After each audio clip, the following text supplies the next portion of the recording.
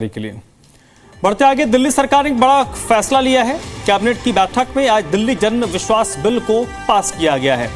Cabinet में आज इस जन विश्वास बिल को रखा गया, कैबिनेट ने इसको मंजूरी दे दी है। इसमें कई अपराध क्रिमिनल से सिविल नेचर में तब्दील हो जाएंगे। 8 अपराध हैं जिसमें जो सजा का प्रावधान है उसको खत्म किया जाएगा। सजा की जगह पर चेतावनी और जुर्माने का प्रावधान होगा।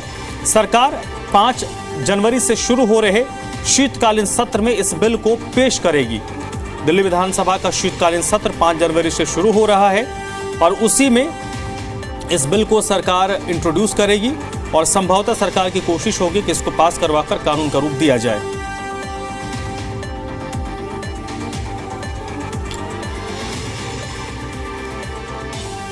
और चलिए सीधे रुख कर लेते हैं, तान्या चुग इस वक्त मेरे साथ जुड़ चुके हैं। तान्या, ये बिल क्या है और किन किन सजाओं का इसमें जिक्र है? जिसमें सजा होती थी उसमें अब जुर्माना या माफी का प्रावधान किया जाएगा। कुछ इंफॉर्मेशन साझा की गई है? जी देखिए, आज दोपहर में दिल्ली सचिवालय में मुख्यमंत्री रेखा गुप्ता की अध्यक्षता में कैबिनेट की बैठक हुई। इस साल की 2025 की आखिरी कैबिनेट बैठक हुई, जिसके बाद हमें सूत्रों से ये जानकारी मिली है कि दिल्ली कैबिनेट ने जन विश्वास बिल को मंजूरी दे दी है। ये नया बिल है जो सरकार द्वारा लाया गया है, जन विश्वास बिल।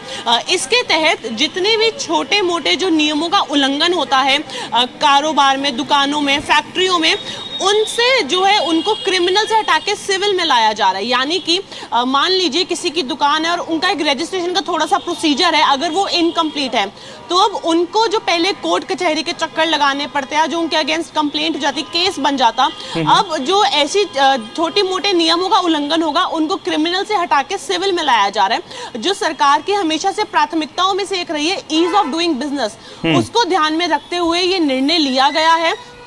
जो भी छोटे मोटे नियमों का उल्लंघन होगा, किसी के खिलाफ कोई कंप्लेंट होगी, फिर चाहे वो कोई छोटे उद्योग हो, कोई श्रमिक हो, कोई दुकानदार हो, तो उनके खिलाफ अब मुकदमा नहीं दर्ज होगा, केस नहीं बनेगा।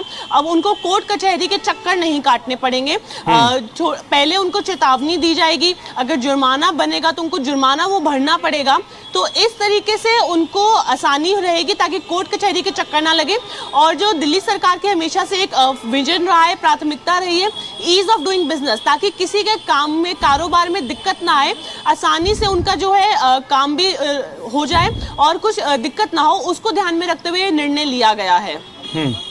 ठीक है तान्या, इसको लेकर इस पे जैसे आपने कहा कि ज़्यादातर कई ऐसे मामले होते हैं जो अभी क्रिमिनल केसेस के तहत दर्ज होते हैं और वो उस तरीके के मसले होते नहीं है जिसको क्रिमिनल के तौर पर देखा जाए।